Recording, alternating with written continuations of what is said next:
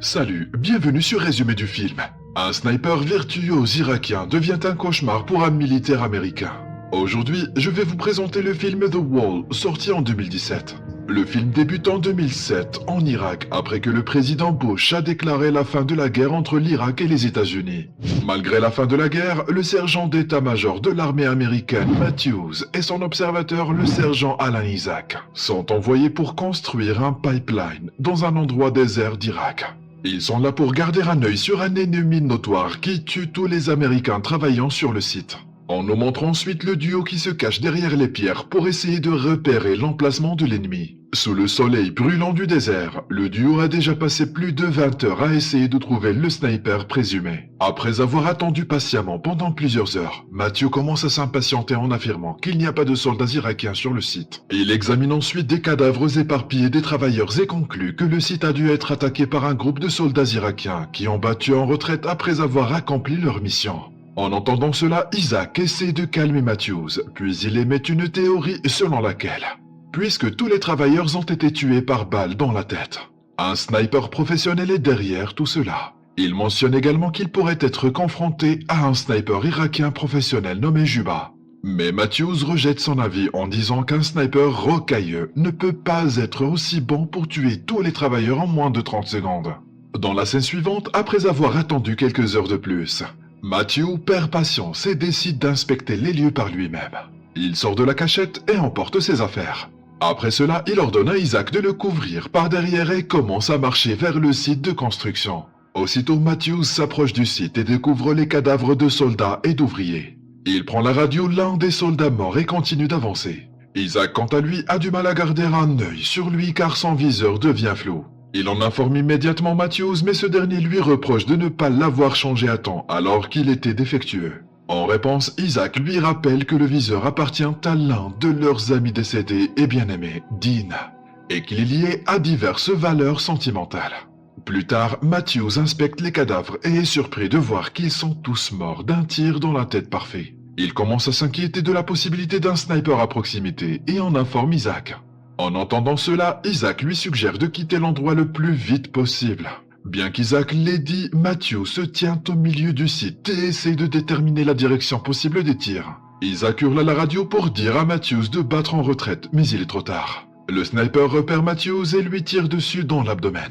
En voyant cela, Isaac se précipite pour sauver son collègue en courant en zigzag pour éviter les balles. Mais avant de pouvoir emmener Matthews dans un endroit sûr, il se fait lui-même tirer dans la jambe. C'est pourquoi il laisse Matthews sur le sol et parvient à sauter derrière un mur. Pendant ce temps, Matthew dit à Isaac de contacter la base et d'appeler l'équipe de secours et de sauvetage. Isaac, quant à lui, remarque la blessure par balle sur sa jambe droite et tente d'attacher une ceinture autour de celle-ci pour empêcher le sang de s'écouler. Peu après, il prend son sac radio et tente de contacter la base, mais la radio ne capte aucune fréquence. Après une inspection plus poussée, il constate que la radio a été touchée par une balle et que son antenne est entièrement endommagée, ce qui les empêche d'appeler à l'aide. Dans le même temps, Matthews demande à Isaac de repérer le sniper afin qu'il puisse le viser. Isaac tente de l'arrêter en le prévenant que s'il bouge, le sniper lui tirera dessus à nouveau. Malgré cela, Matthews tente en vain d'atteindre son fusil de sniper et s'évanouit à mi-chemin à cause de la douleur et de la perte de sang. Isaac se rend compte qu'il n'y a rien à faire pour l'instant et décide d'en profiter pour retirer la balle de sa jambe et panser sa blessure. Après ça, Isaac s'évanouit aussi. Dans la scène suivante, Isaac reprend conscience et constate que des bruits sortent de l'écouteur de sa radio. Il semble qu'un officier de la base essaie de se connecter à lui. Cela rend Isaac heureux et il demande immédiatement des renforts et du matériel médical. Alors qu'il continue à parler, il devient suspicieux lorsque l'officier lui demande de révéler sa position pour livrer les fournitures médicales. L'officier de l'autre côté suggère également à Isaac de se lever et de tirer en l'air afin qu'il puisse obtenir sa véritable position. En entendant cela, Isaac répond que cette action est contraire au protocole. Après cela, il se concentre sur l'accent de l'homme et réalise qu'il ne s'agit pas d'un officier américain, mais du sniper de l'autre camp, qui a accès aux fréquences radio de la base américaine. Bien que le sniper ait perdu sa couverture, il demande à Isaac de continuer à parler car il veut en savoir plus sur lui. Isaac refuse d'abord sa demande, mais lorsque le sniper menace de tirer à nouveau sur Matthews, Isaac accepte. Il demande au tireur d'élite de commencer et, profitant de l'occasion, il commence à dessiner la carte du site sur le sol. essayant de calculer la position possible du sniper. Après avoir fait une pause, le sniper dit à Isaac qu'il n'est qu'un citoyen irakien ordinaire, qui essaie de sauver son pays. Le sniper demande ensuite à Isaac de lui parler de sa famille, mais Isaac refuse de lui répondre, estimant que la question est trop personnelle. Isaac ridiculise également le sniper en lui disant qu'il tue les personnes qui essaient réellement de développer son pays. En entendant cela, le sniper rit simplement et répond qu'il sait que l'argent n'est pas pour son pays, mais pour les États-Unis. Plus tard, alors qu'Isaac ne veut rien révéler sur lui, le sniper menace à nouveau de tirer sur Matthews. Mais cette fois-ci, Isaac écarte la menace. En réponse, le sniper révèle qu'il est au courant de la mort de Dean. Cela choque Isaac et il se demande comment le sniper a obtenu cette information.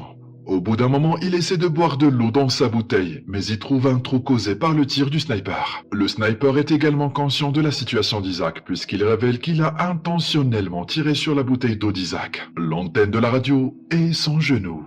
Il mentionne qu'il a fait tout cela pour rendre Isaac incapable de s'échapper de l'endroit. Le sniper dit également à Isaac qu'il sera mort avant le matin en raison de la forte perte de sang de son genou. Dans la scène suivante, Isaac essaie de déterminer l'arme exacte que le sniper utilise. Il traite également le tireur d'élite de terroriste, mais ce dernier se contente de rire et de rappeler à Isaac que c'est lui qui se trouve dans un pays étranger avec une arme à feu pour tuer des gens. Après avoir regardé dans sa lunette pendant un moment, Isaac découvre finalement que le sniper se cache dans un tas d'ordures. Analysant les conditions difficiles là-bas, Isaac conclut que le sniper est un professionnel et proclame également qu'il est Juba. Cependant, le sniper nie être Juba et prétend être un Irakien normal. En entendant cela, Isaac dit au sniper qu'il doit être un officier de l'armée américaine qui les a trahis. Le tireur d'élite dit à nouveau que non et l'informe qu'il tue simplement les personnes qui l'attaquent en premier.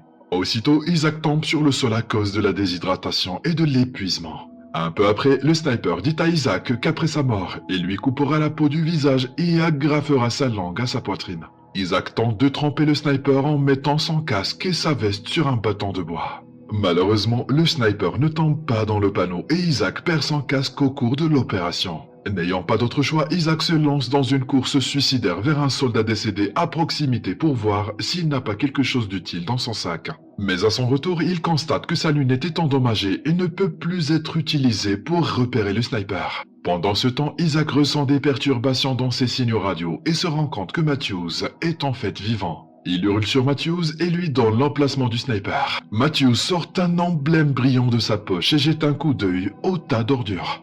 Pendant qu'Isaac essaie de distraire le sniper, Matthews se dirige lentement vers son fusil. Au même moment, le sniper révèle qu'il était professeur à Bagdad, mais qu'après la mort de ses élèves lors d'une attaque américaine, il a décidé de se venger de leur mort. Pendant ce temps, le sniper demande à Isaac pourquoi il continue à porter une lunette de visée défectueuse. Isaac ne répond pas pendant un certain temps et le sniper menace de tirer sur Matthews sans se soucier du fait qu'il est vivant.